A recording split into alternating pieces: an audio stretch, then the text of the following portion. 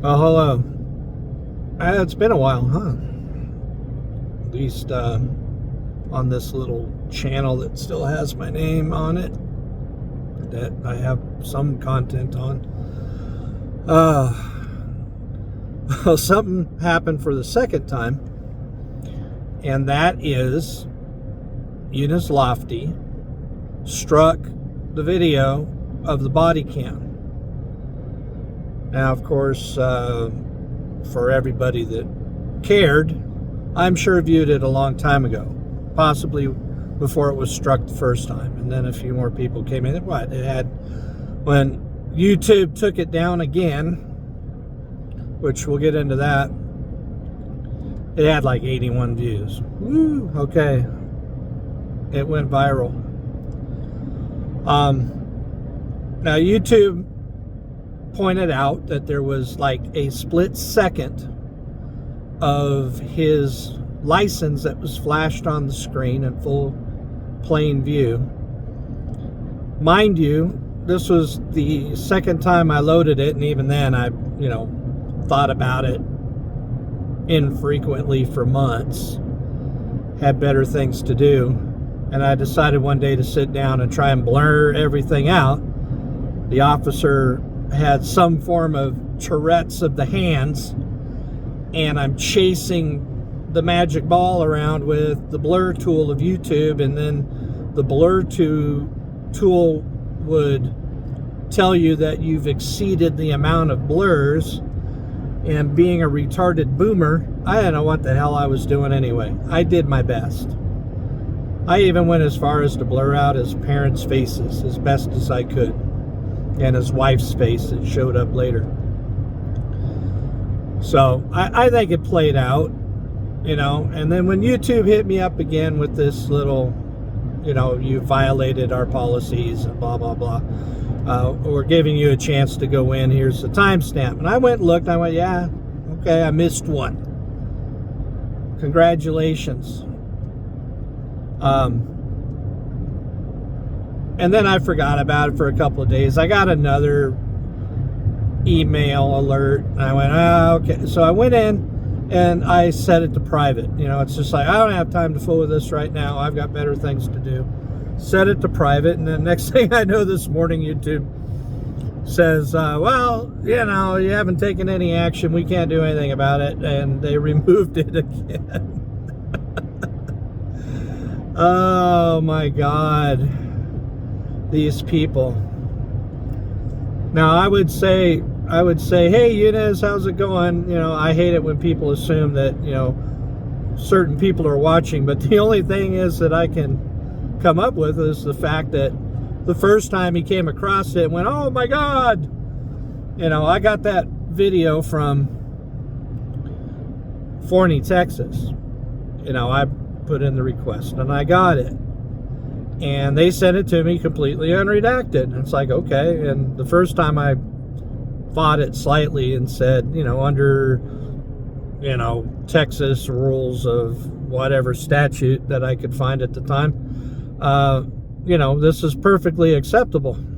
It's not doxing. It's not private information. They didn't care, And again, YouTube, this morning when I replied to them, I said, I set it to private. What else do you want? They didn't care. They got back to me within a couple hours and said, nope.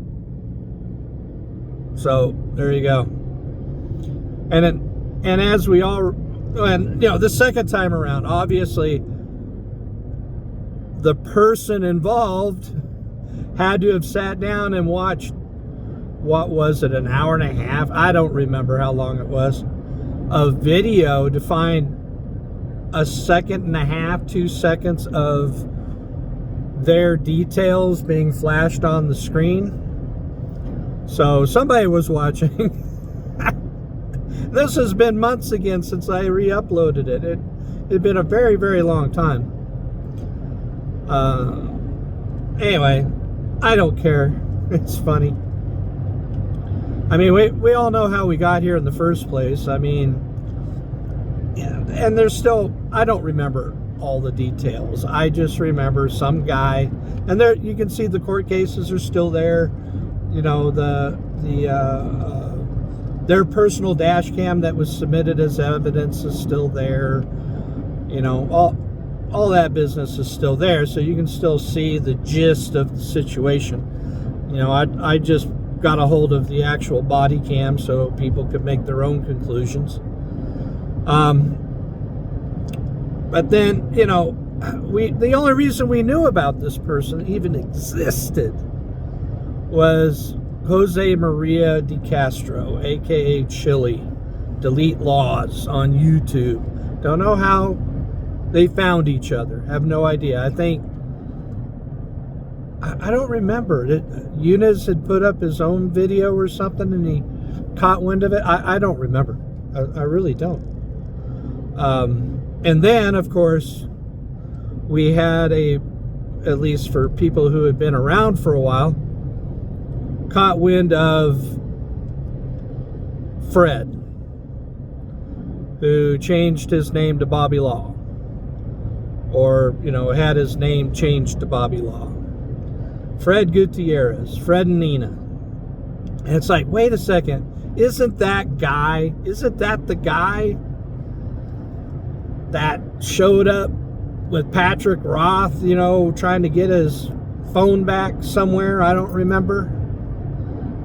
And yeah, it's that guy. Whatever happened to that guy? Then I was even in the Discord chat when somebody came back and said, hey, did you hear that? And based on an utterance from De Castro, and knowing that this guy used to go by Fred, somebody in the Wayback Machines found information about a Fred and Nina. And then, you know, come to find out that this guy had been sought after by individuals for being scammed. Various scams. I mean, scams about, I don't know, property scams with the Filipinos. I don't remember, but he was hanging around church groups with the Filipino community in Los Angeles, and then he went to selling his water to fuel systems, you know, to where you extract hydrogen from water and you can supplement your fuel and increase your gas mileage, which none of it worked. And then he was selling some kind of dent puller tool, which I guess existed. I mean, they showed people using it. I'm not entirely understanding what happened there. And then, you know, somebody found a court case, and you can go to Murby's channel. He did some analysis of the court case, and then in Nevada and Las Vegas, and he was throwing a bunch of sovereign ideals at it, you know, the sovereign law at it, and it failed miserably. He tried to sue or whatever in federal court. Then lo and behold, he shows back up, and he's with Chili De Castro, and he, you know, we all suspect because he was there and he was talking to De Castro and had the paperwork out and was going over it all and how it was all going to work, and it all seemed very Fred-esque of things that he had done in his past. That Fred Gutierrez, who doesn't have a law license, nobody could ever find anything like that, drafted documentation for Younes Lofty to file. Now, in that respect, fast forward, it went nowhere. I didn't look it up again this morning. You know, it's just my understanding that there was no follow-up. It was like he disappeared off the map, and the lawsuit failed. Everything was dismissed for, I don't know what you call it, lack of prosecution. You know, the moving party didn't file. There was other problems with the service, which I was going over that this morning. I was remembering the exploding ink pen at the counter when Chili was filling out paperwork trying to serve people improperly, and his pen exploded. That was one of the more classic moments. But anyway, so Younes is, it's just like, who cares about that anymore? It's dead, it's over, it's gone, it's not mentioned ever again. And then I was pondering the question, because there was a lot of back and forth of how did Fred Gutierrez and Jose de Castro know each other? That was a nice car. I think that was a Thunderbird, 60-something Thunderbird. How did they know each other? And the only thing that we figured, because Fred was running around the Orange County area at the time, scamming the Filipinos, there was some information in his background that he was a heavy lifter, so he could have been around the bodybuilding community back in the late 90s, mid to late 90s, when De Castro showed up down there.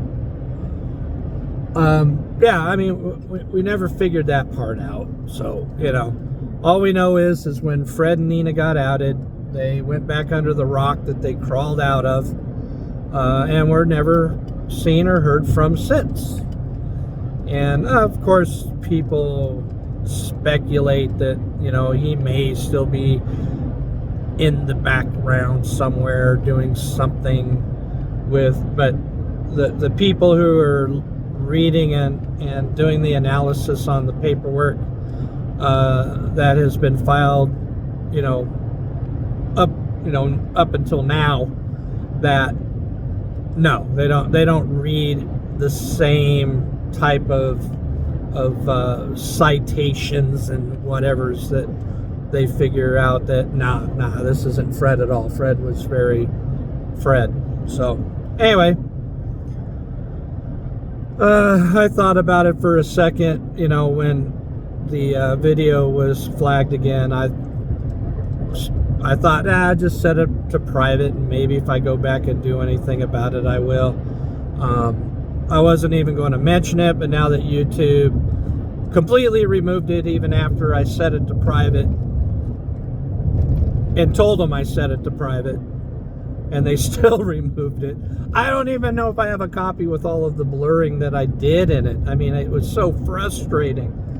I didn't know what I was doing. I've never blurred anything before. I beeped out phone numbers, that sort of thing, and it's just like ridiculous. This is absolutely ridiculous. And anybody who cared has already seen it.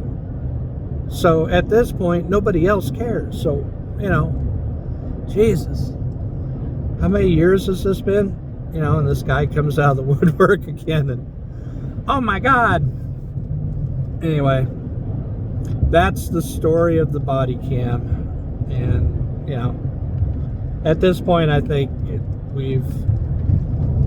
was exposed for what I think it was needed to be exposed for. And, somebody got involved with somebody that, didn't follow up, and all their hopes and dreams failed miserably. So there you go. Hope you're doing well, Younes. Hope you don't, have any more wrist issues, and that your family's happy and you're successful, and, maybe stop bringing attention to yourself again and go away. It would be best for you, I think I really need to go away from social media, but fuck, there's so much bullshit going on out there these days. It's incredible. Maybe one day just do what, like I said, I wanted to do, and just completely disappear. All right.